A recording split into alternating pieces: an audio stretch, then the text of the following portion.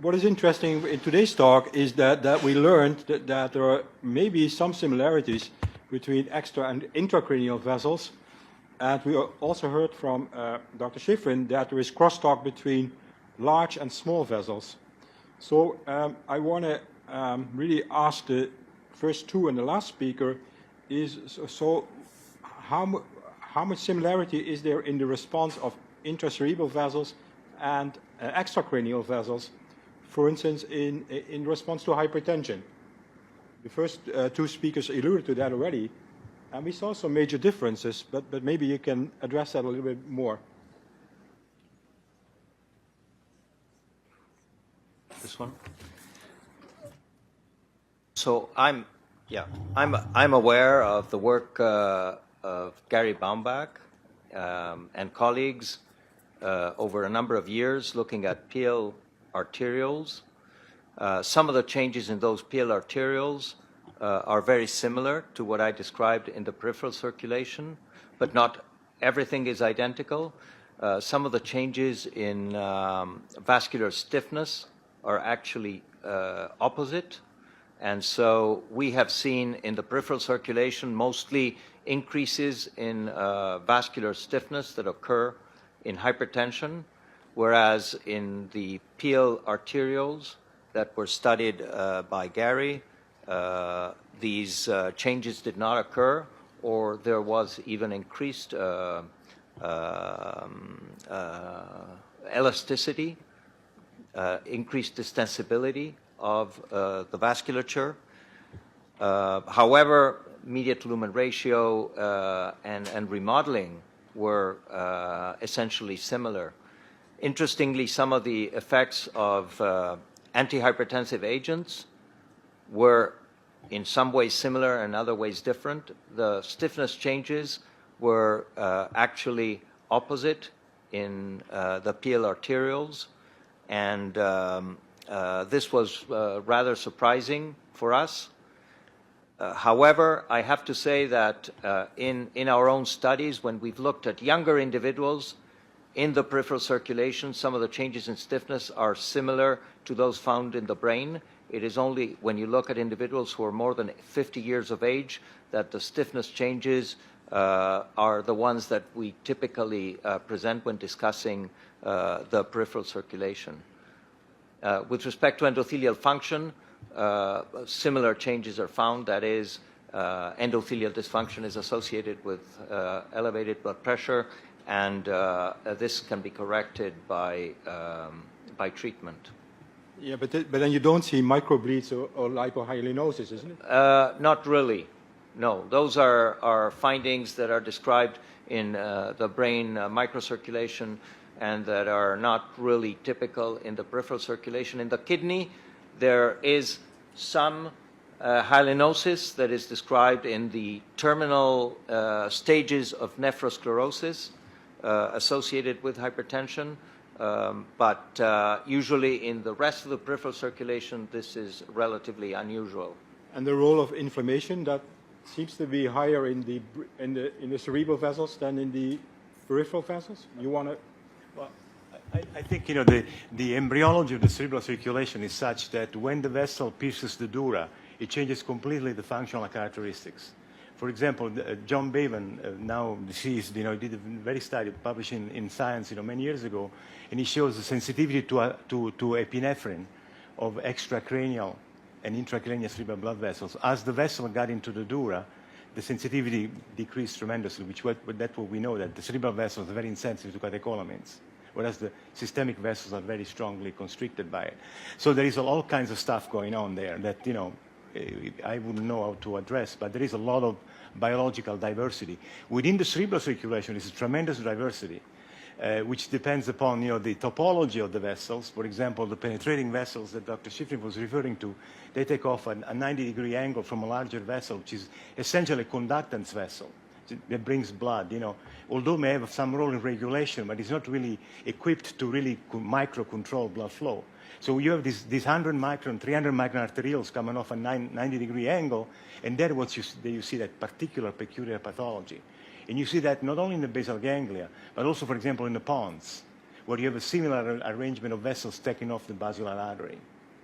And if you look at there is a number of people here in the audience who could really talk about that, which is there is a tremendous difference in the function of those microvessels too. So if you take an MCA versus a basilar versus a penetrating arterial, the characteristics, particularly with respect to the myogenic response, are extremely different, and even the ionic changes and so on. So I don't know if some of the experts here wanted to join in, like Marilyn Cipolla, Frank Foresi, and Bob Bryan, Mark Nelson, Julie Lombard, and so on.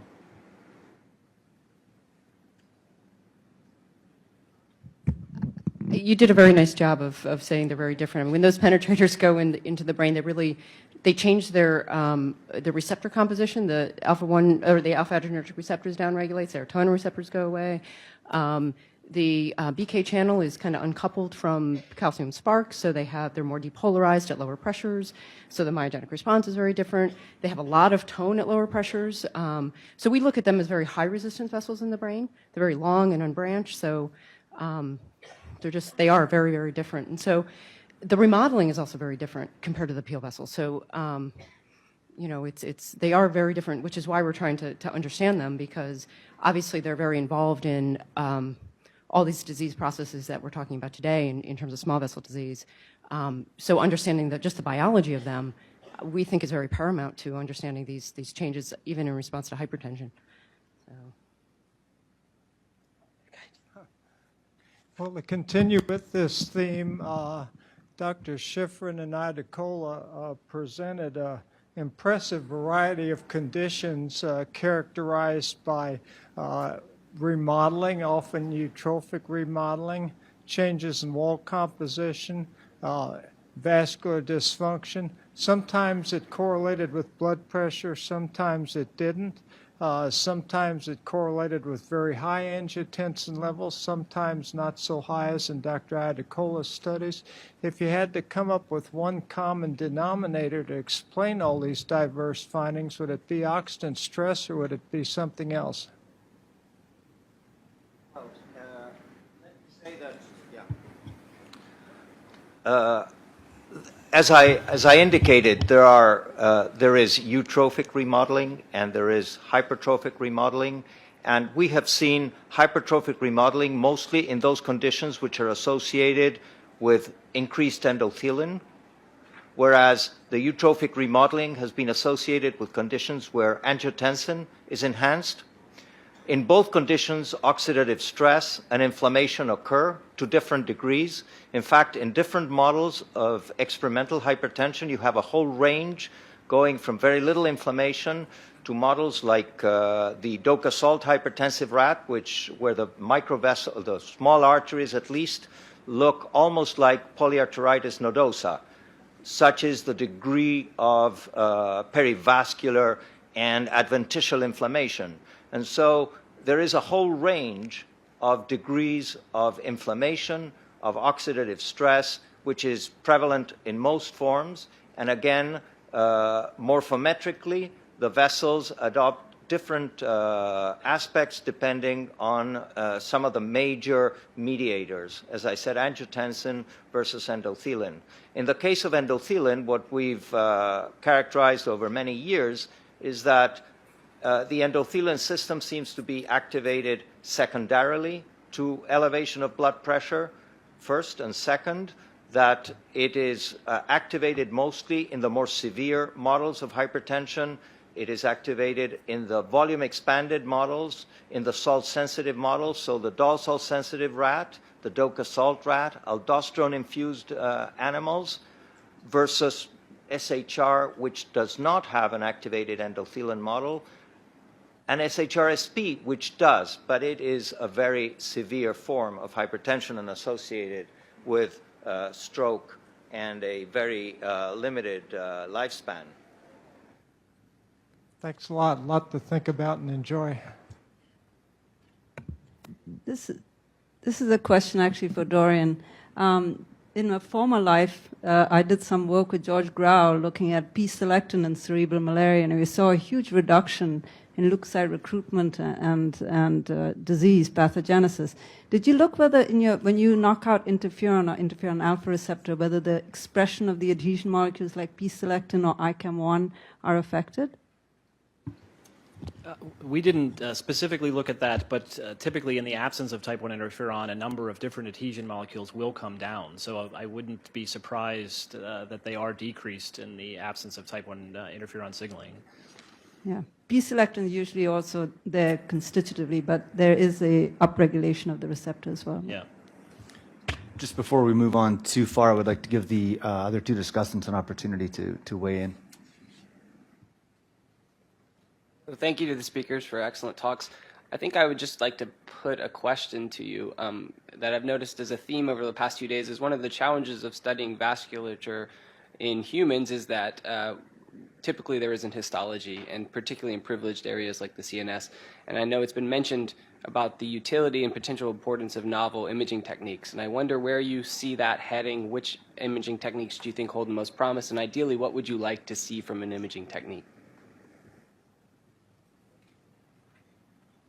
Well, one, there is this development that allows us to study the retinal circulation with this Doppler flow meter technique that has been introduced in Germany initially, and that has been adopted by some people with correlations, which I unfortunately was my second to last slide, good correlations with peripheral vasculature. With respect to some remodeling indexes that can be obtained as well.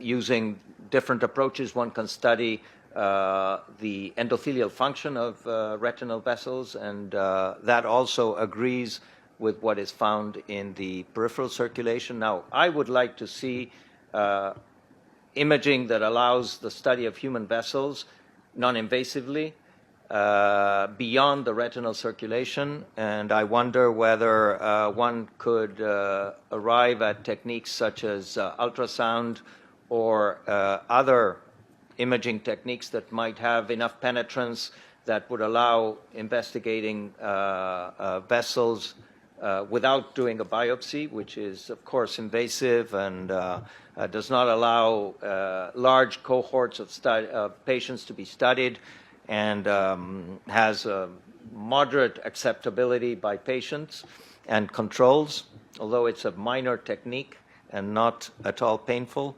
when carried out under local anesthesia, of course. So I wonder about CT or MR that might be adapted for visualizing vessels with enough definition and accuracy that would allow measurements to be made, and perhaps other techniques eventually. For the brain, the large vessels are easier than the microvessels. The large vessel, obviously, the carotids are the major source of morbidity for stroke and also cognitive impairment when there is stenosis. So there is all kinds of things you can do, starting from the Doppler and going to the MRI and also CT-based approaches. But the microvessels are really very challenging. And particularly if you want to look at those vessels that we're interested in, like the white matter, and now one idea would be to be able to have a resolution using perhaps MRI to look at the amyloid accumulation around the blood vessels, because that seems to be an ingredient in a wide variety of brain diseases we previously didn't think about. Like, for example, hypertension. Now that you can do amyloid imaging, all kinds of things are cropping up. But like 30% of us have amyloid in our brain, and some maybe we're cognitively normal, presumably, and so there's all kinds of stuff going on. But the question to associate these changes with the blood vessels has been very, very tricky. And I think there is a TCD. Maybe Dr. Soron may want to comment on that. TCD, which has now reached the new level of specificity that may be useful. Right. I think I'm glad you brought that up.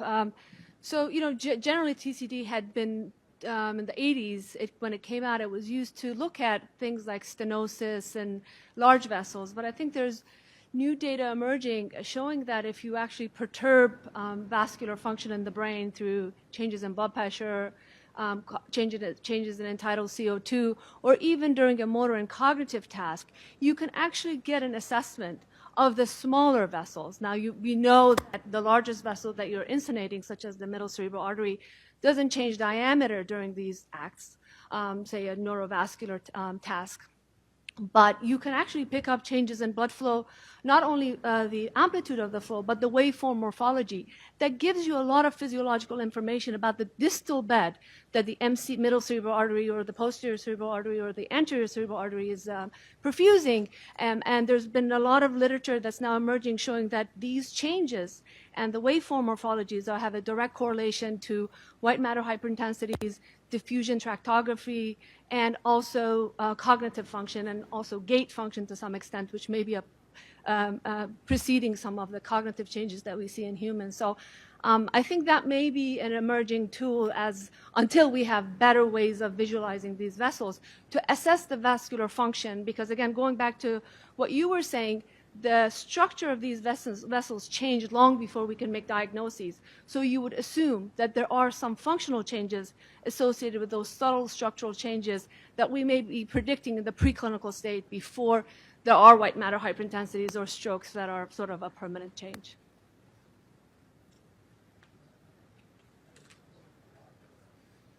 So before we take more questions, we only have like few minutes left, and Dr. Hallenbecker still has to give his opinions. And if we have time, we'll continue later. I apologize, but we are already behind schedule.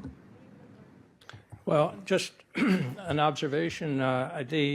So a lot of what we're seeing are interactions between cells and matricellular proteins, and it's under stress and so on. And I was struck that often if you look at what people are doing in other disciplines but might have some relevance to yours, that things can be found that are helpful. Certainly, in the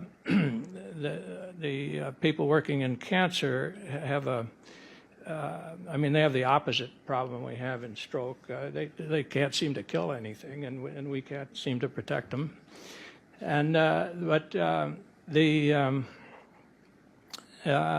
epithelial to mesenchymal transition is understood very well. The signaling network that controls this is understood. And there are features that we've been talking about that would have some relationship, I think, to that. So it might be helpful for people to look at the control of cellular interactions with matrix in that area.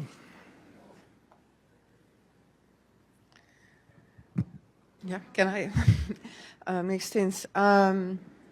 Yeah, I enjoyed all the talks. They were really wonderful. But I'd like to address my question to Dr. McGovern for his model on experimental cerebral malaria.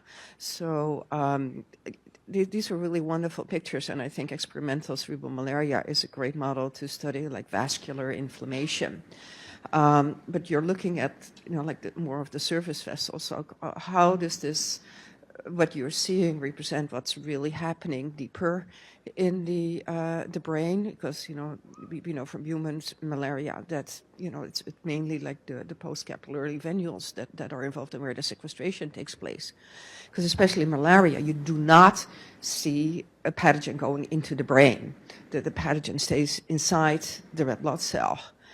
And my second question is, I'm wondering, how does that pathology differs from like the gray to the white matter? Because in malaria, you see most of the pathology in the white matter vessels. So do you see the same interactions? Thank you.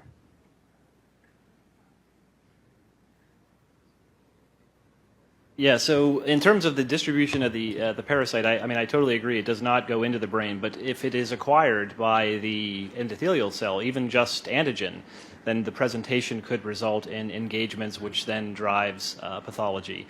Potentially like soluble factors released by the pathogen? Yes, I mean there's a paper that recently came out, Closed Pathogen. I think Thomas Grau is one of the second to last author on that paper. I can't remember the last, but they showed that microspheres containing parasitic antigen are in circulation and can be acquired by endothelial cells, and so that type of sort of shedding and uptake could result in presentation. And so the evidence that we have in terms of CTL interacting with endothelial cells and that there's an important peptide MHC presentation event occurring there fits with that acquisition. We cannot see fluorescently tagged parasite in the endothelial cell, so that fits with the fact that it's probably acquiring antigen through another means. The other question you asked about the deeper vasculature, and are we seeing the same things there? Is that pretty much the question? And the white matter also. Unfortunately, our technique doesn't allow us to go beyond 500 microns, so I can't say what the deeper vasculature looks like. Certainly, CTL are important in the process because if you get rid of them, the leakage throughout the brain declines. I mean, that's definitely clear. We see events in the capillaries. We see occlusions there. We see some minor leakage there. But that seems to be associated more with this innate response, like the neutrophils tend to congregate within these smaller capillaries, whereas the T cells tend to sit on the larger diametered vessels. And so it could be that the capillary network is disrupted by innate cells and that the larger diameter vessels are hit by the cytotoxic lymphocytes. And so the two in combination results in serious pathology throughout. Thank you. Okay, let's thank session 5 for